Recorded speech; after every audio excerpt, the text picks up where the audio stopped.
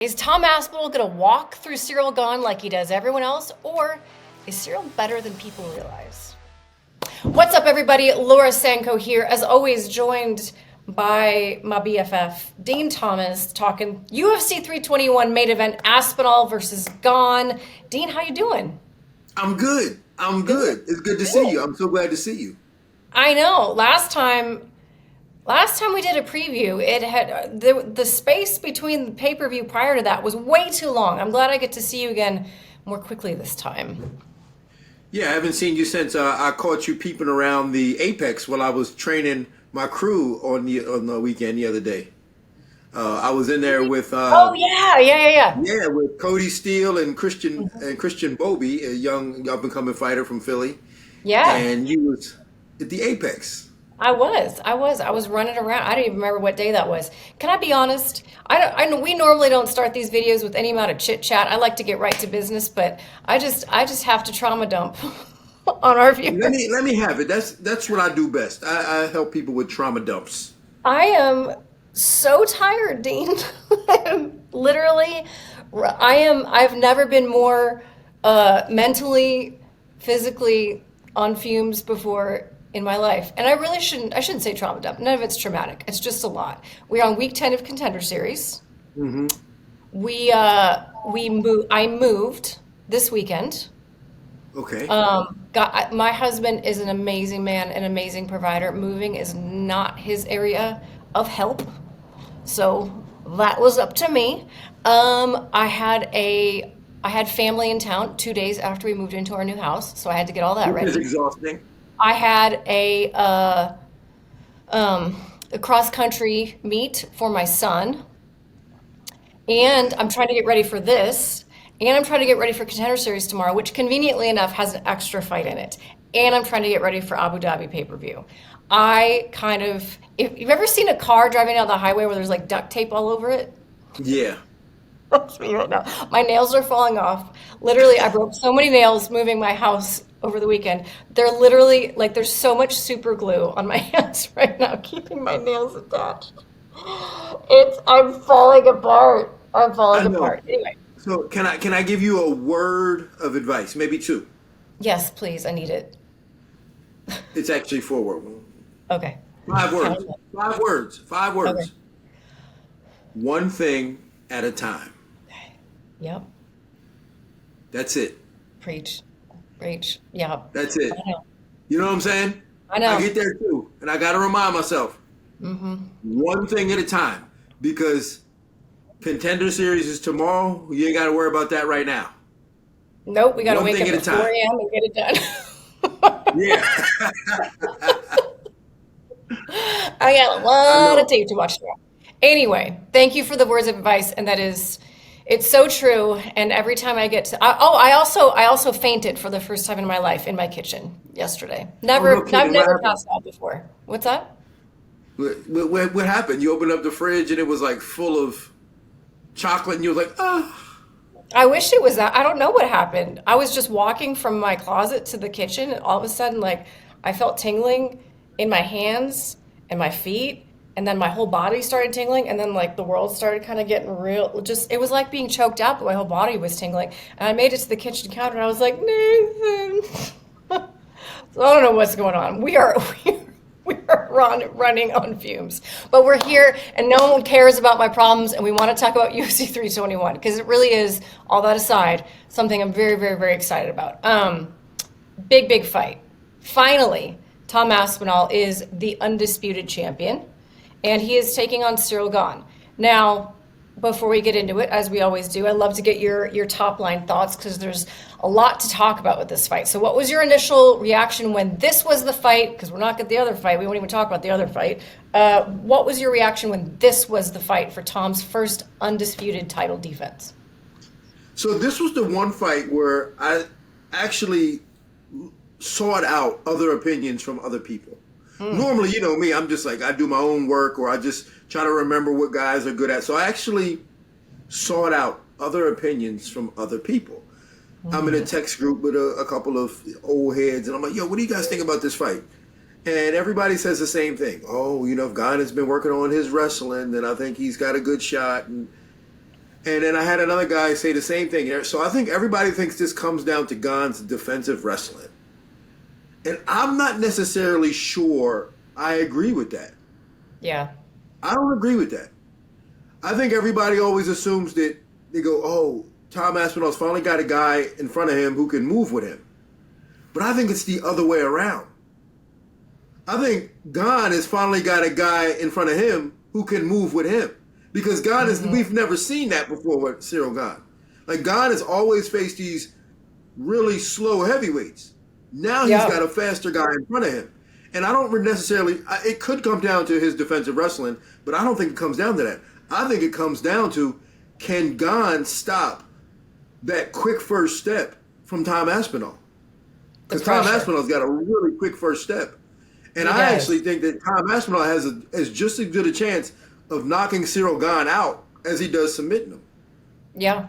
I'm calling this fight, so I got to be sure and, make sure my analysis is fair and even, because gotta be right down the middle. But you make a really, really great point. And every time I watch Tom fight, I think, man, he would have killed it in the NFL. You talk about that quick first step, that explosive movement from a guy that size is just so unique, so unusual. And it really does come down to, like, when you list the heavyweight division, there are plotters.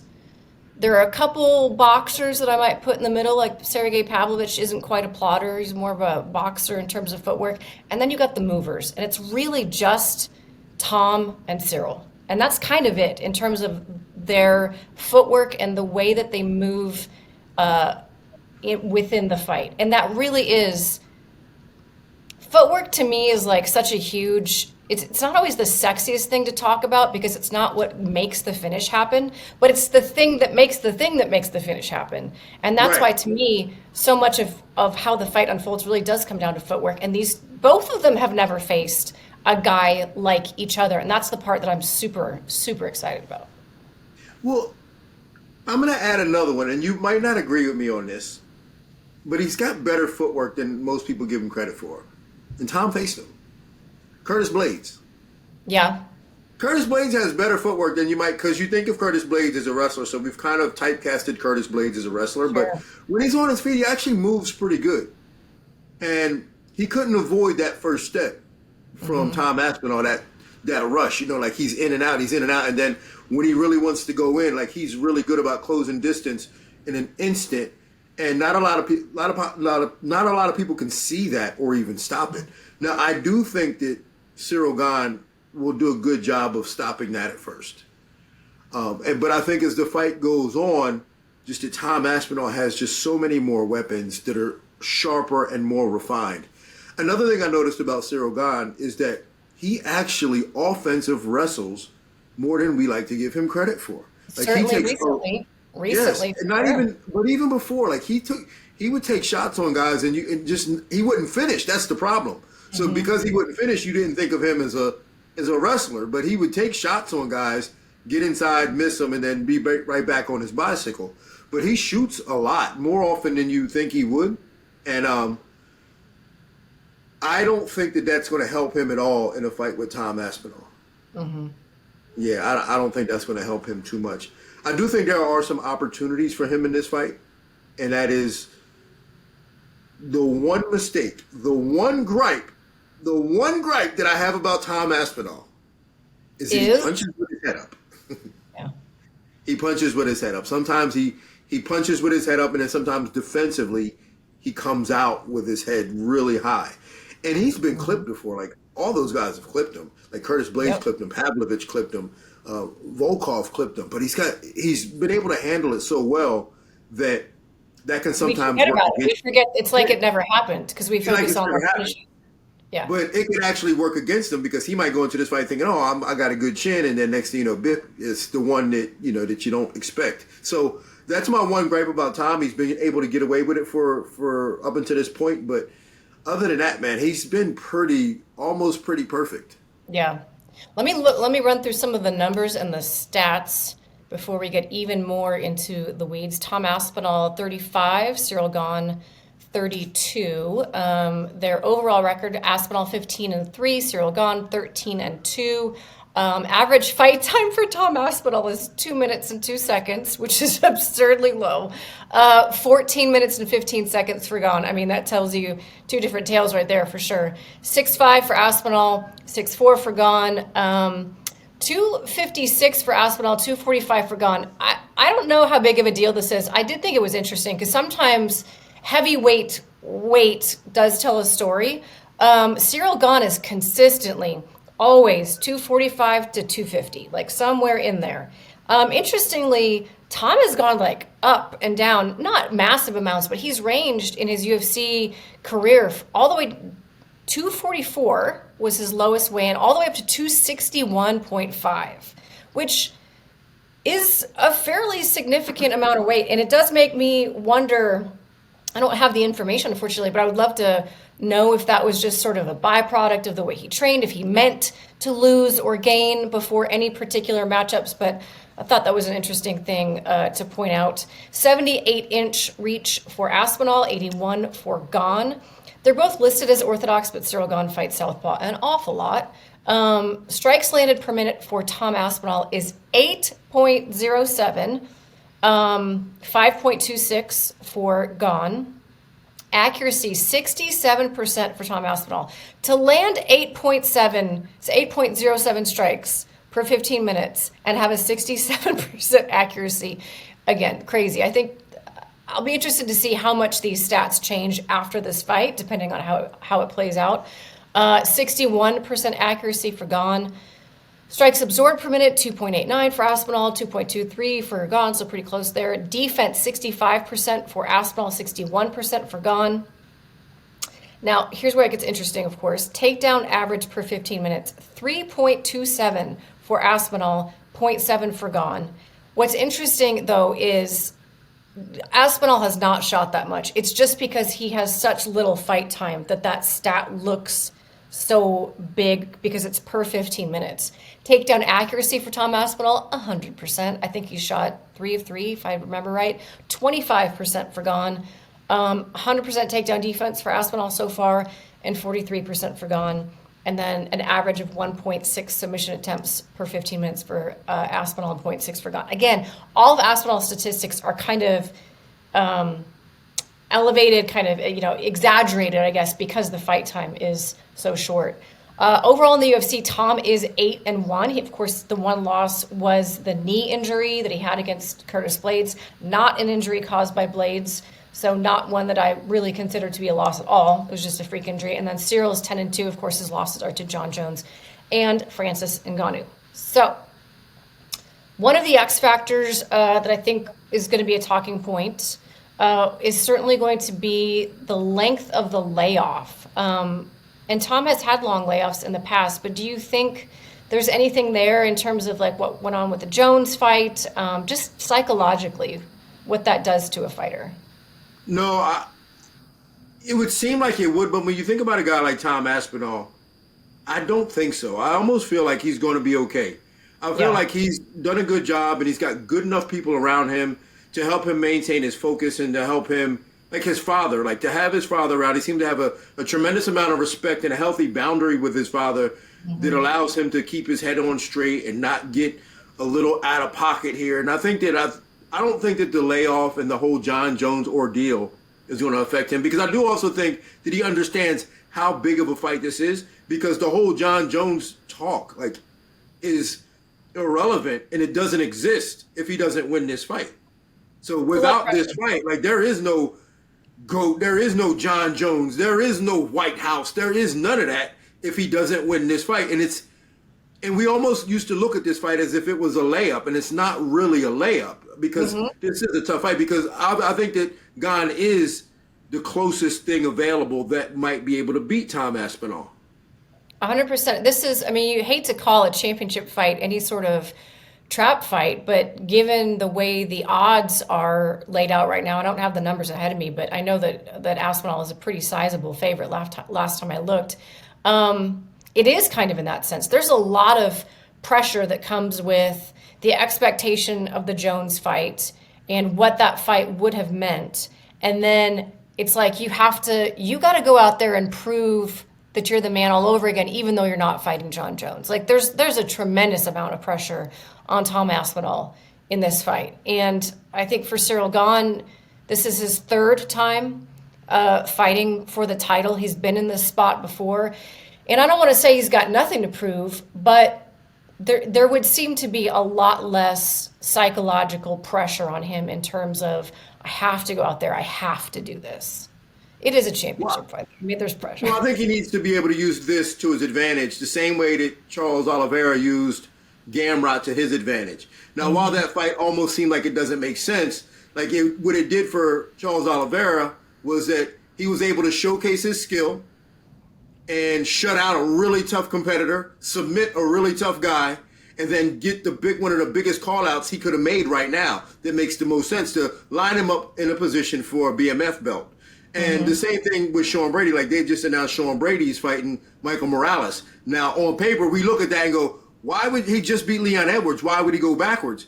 And we talked with Sean about this, and Sean was like, hey, listen, whatever it takes, I'll beat whoever it takes because I know I'm the best in the world. This gives me another opportunity to showcase my skills. It gives me another opportunity to gain more fans.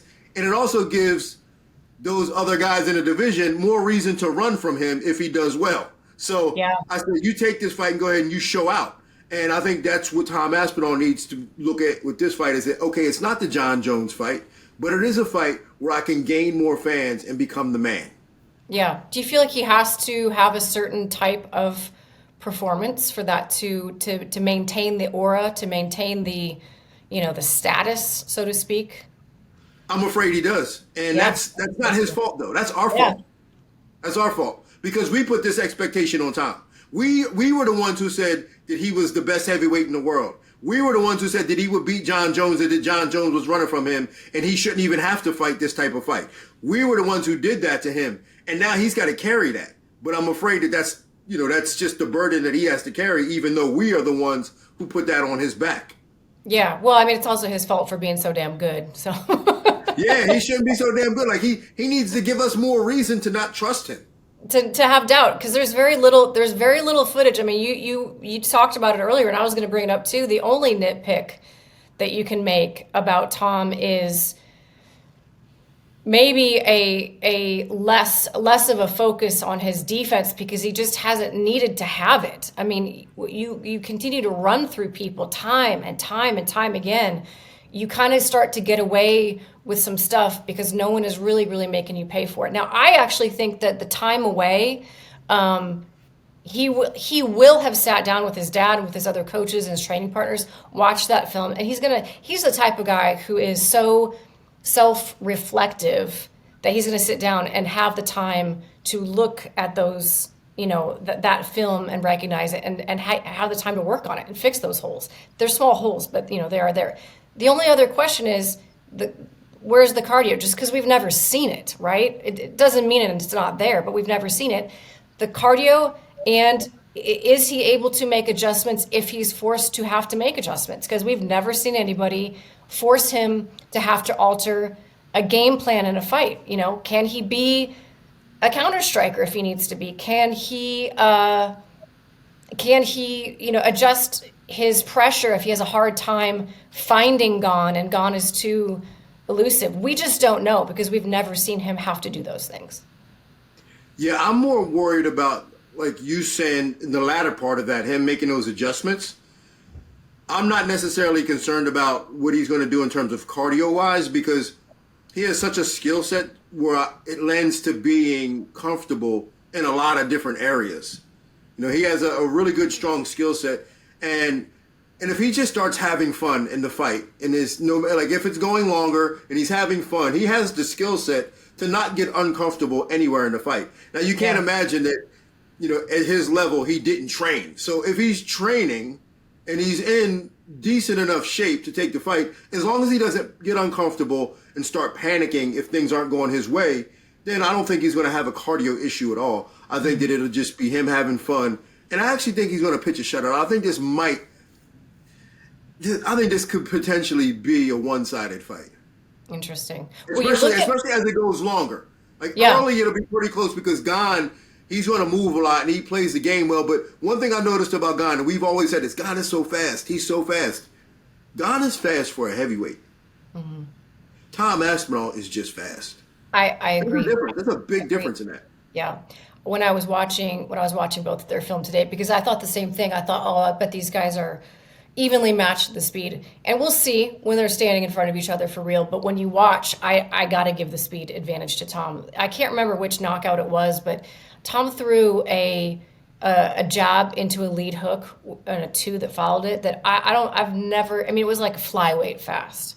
You don't see a heavyweight have that type of lead hand dexterity and be able to knock someone out with a jab into an immediate lead hook. Like that's a high level, light touch striker type of thing. And he I wish I could remember who it was, but it was absolutely beautiful. It might have been Pavlovich. I'm trying to remember, but I just know that, I mean, even like his hand speed against Volkov, like when he found Volkov and was putting combinations together, like just his combinations, the way he closes distance, even the way he retracts, which is why he comes out with his head up, is because he's so much faster and you can't get to him. yeah. So You know, he's able to get away with that stuff. It was interesting. I watched him talking, and I knew this before. It's a story that we tell about him all the time, but it never really clicked until the way that he described it. When Tom was younger. So if you've seen Tom's dad. Tom's dad is maybe 5'7" or 5'8". He is not a big guy. And Tom and his brother are absolutely gigantic people. And I was kind of joking with his dad. I was like, where did this kid come from, And he said he grew like 7 inches. I want to say it was in high school. It was so drastic that it was actually causing him health issues. Like he was in so much pain with his bones growing so quickly that they had to go see, they had to seek medical attention for it. And Tom was talking about how, he said most heavyweights find MMA when they are full grown and they realize like I'm a big guy and I can do this sport. And so they learn MMA in the context, even if they grew up kickboxing or if they grew up wrestling, they learned MMA in the context of being a big guy.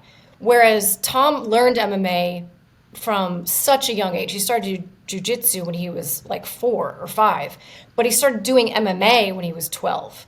And he was sparring with and training with, high-level guys when he was a much, much smaller framed person. So he learned the technique, he learned the footwork, he learned the fight IQ of the small man's game. And just as his body kept getting bigger and bigger and bigger, that never left him. And it was interesting to hear him talk about it like that, because it never really dawned on me that, yeah, like most guys when they start training they're going to be at least, 18, 19, 20 years old and full grown. And that was not the case for him. He learned the game young and small.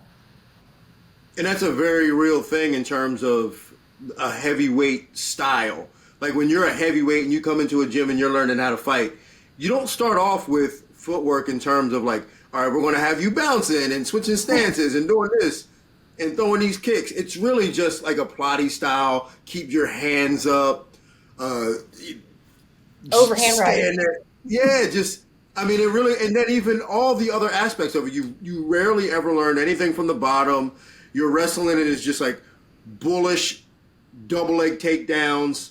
And I remember I used to coach a young man by the name of Saeed Soma. He fought in Bellator in the PFL, and he's a heavyweight. But he started off as a middleweight, but he grew to a heavyweight. And as he got to a heavyweight, he'd call it heavyweight drilling, where you do 2 reps and stop because you were tired. And it's a real thing. Like when you're lighter, you do a whole bunch of reps, and when you're a heavyweight, you do about 2 reps and you go, okay, I got it. Yeah.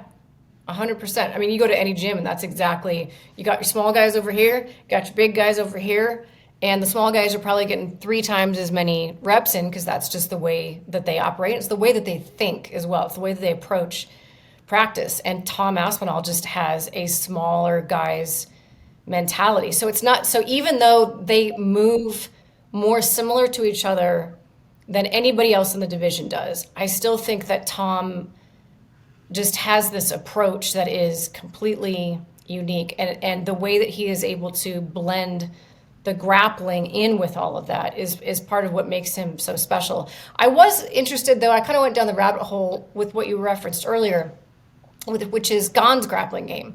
And I'll tell you, it is definitely getting better. He has a sneaky submission game that you don't necessarily think of off the top of your head when you think of Ciryl Gane. I don't know. I don't know that you can teach a full-grown man to truly wrestle in a couple years' time. I don't know. What do you think? Well, see, I'm torn on this because I think Gane's coach, Fernando Lopez, is a great guy. I think he's a great coach, too. I remember watching him work with Francis Ngannou back when Francis was with him, thinking, oh, my God, who is this guy? Like, he had Francis doing, like, knees and kicks and moving. Like, he has that type of style. And then talking to Fernando Lopez comes from a wrestling background. Like, he doesn't even come from a striking background. He comes from a wrestling background. And his base in the academy that he's teaching all these guys is actually wrestling. So, and he talks about how Gane can actually wrestle and he's a pretty good grappler. It's just when he gets in fights, it just kind of goes out the window. And that's what happens with guys. Like, they get in fights and they don't have a lot of confidence in it. They start to panic and feel as though they got to get back to their feet or just feel like they have more opportunities on their feet, so they start to panic and start making a lot of bad decisions. And I think that might be part of Ciryl Gane's biggest issue as an MMA fighter. It's just not a lot of confidence in his grappling. But I've been stalking his Instagram in preparation for this conversation with you. Who else have you been stalking on Instagram? I've been stalking a lot of people, but I don't want to get in trouble. I don't want the feds calling me. So we'll just keep it at Ciryl Gane. Okay, we'll just keep it as a list of one. Yeah. But he seems to be doing a lot of wrestling. Mm-hmm. And probably a lot of defensive wrestling, which I think it's obviously good. But it also showed me that, in watching some of his striking videos, it looked like he got slower. Well, so we've seen that recently, have we? When you're worried about the takedown, we saw it happen with Pereira in the first fight with Ankalaev. Now, obviously, there were other factors as well, come to find out. But it was definitely, I mean, it changed everything that made him special in that fight went out the window because he was seemingly so concerned about the takedown. Is that something you're worried about in this one? It seems to me like he's worried about the takedown. Yeah. And he's doing a lot of wrestling, probably defensively. But one thing that Ciryl Gane has that's really good, and if I were to say two things that it would be in his advantage, if he can catch Tom coming in, and Tom does most of the work, he comes forward, rushes forward, and Ciryl Gane throws a punch at the same time and catches him, that'll be a huge thing for Ciryl Gane. Also, too, Ciryl Gane has got really sneaky good knees. His knees are sneaky good. His knees are sneaky good. His knees are sneaky good. His kicks are sneaky good. That one southpaw teep with the lead leg, you don't even see it coming. You don't see it coming. He does a little side kick to the front leg of his opponent as well. He's got a nasty body kick. And one of the things I really appreciated when I was kind of geeking out on his style today was his use of not just feints, but he kind of uses what I would deem a false advance. Like, he will not just hip feint, he will sort of actually throw a kick but never like fully lift his foot up to step through to throw something else. And then the next combination, he'll actually throw the kick. And that's when he lands. I mean, those body kicks that he lands are absolutely devastating. They're not fight enders, but they're fight changers. And they are decision changers if you are facing a guy who wants to get close and who wants to level change on you. I don't know. I was impressed by what he did against Sergey Spivak, a guy who was clearly going to try to grapple him. Spivak didn't land a single takedown. I'm not saying that Spivak's wrestling is the same type or the same level as Aspinall, but it's something to look at and say, okay, he handled that pretty well. Did a lot of work, like you said, with the knees in the clinch when Spivak would try to get close to him. And then the Volkov fight, Gane landed 2 nice takedowns in that fight. The only thing that you have to counter that with is he got taken down 3 times himself. A couple times got up, but then he got kind of stuck on his back toward the end of the fight. So I still don't know if engaging and grappling whatsoever should be on Gane's playlist. I don't think so. I don't think so at all. I think he needs to try to keep this on his feet, and I think he needs to see if he can't counter Tom coming in. I think that's his best chance of winning. Counter Tom coming in or trap him up against the fence and hit him with a knee. Outside of that, I think it's going to be a long night for Ciryl Gane. I really do. He's got a couple opportunities to try to make this happen, and if it starts going bad for him, I don't really see him bouncing back. Although I will say I was impressed when he got dropped by Tai Tuivasa in the second round. He smiled, and he fought well after that. Like He knocked him out. didn't really shake him up. So that was a good sign because a lot of guys will get dropped and start falling apart. So it was a good sign. But I think that Tom is a little different. I think that if Tom starts beating on him, I think he kind of falls apart. I think it's different than just getting dropped. It's interesting in the in an interview Tom did. You never know. I mean, it was a few weeks ago, so sometimes these fighters will kind of have different talking points as the fight gets closer. But he said that he felt like this fight would need to go long in order for them to find each other.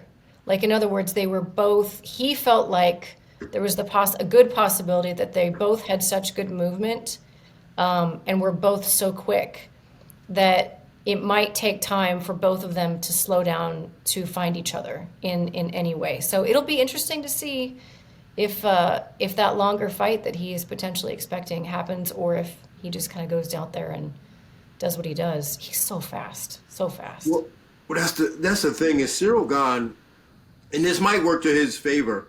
If he plays this boring outside game, moves around a lot, doesn't commit, and then he can just, and when you do that, you force a guy to rush in, start making mistakes. And then that's where he's going to be able to capitalize. He has to. Stay on the outside, be boring, let the crowd start booing. When the crowd starts booing, the other guy normally gets frustrated and he runs in, and then that's where you have your chance to catch him. And that might be with Ciryl Gane. That might be a strategy. I'm not saying that's plan A, but I would have that in my strategy somewhere. Well, what is plan A? If you're cornering Gane, what's your coach's corner advice? If I'm cornering Gane, you got to be a dog. And again, going back to Fernand Lopez, that was one thing that Fernand talked about, pulling out of Ciryl Gane, because he would say that Ciryl Gane sometimes wouldn't always be serious about his training, and he'd come in and just not be serious, and he would be like, yo, if you're not going to be serious, go home, get out. And now Gane might be a little different. He might have some dog in him now. And if I'm the coach, I'm like, look, man, we got to dog this guy out. This guy hasn't been in a fight. He's never, like, we've never seen Tom Aspinall in a real fight. So let's get him in a real fight. Let's make him work. Let's make him bleed. Let's let him see his own morality. He's got to see that. And then we can go to work. But let's put him in a real fight. And if Ciryl Gane is capable of that, we might have a good fight on our hands. It'll be fascinating to see. I expect him to, I don't know. I expect him to be elusive for quite a while. That's my. Ciryl Gane? Me too. Yeah, I don't think he's going to commit. I think he's going to move, and he's going to use those kicks on the outside, and he's going to jab, and he's going to move, and he's going to move, and he's going to move. And it will be interesting to see if Tom can cut the octagon and chase him down and find him. That's always been my biggest thing with predicting these fights is I predict what I think they should do.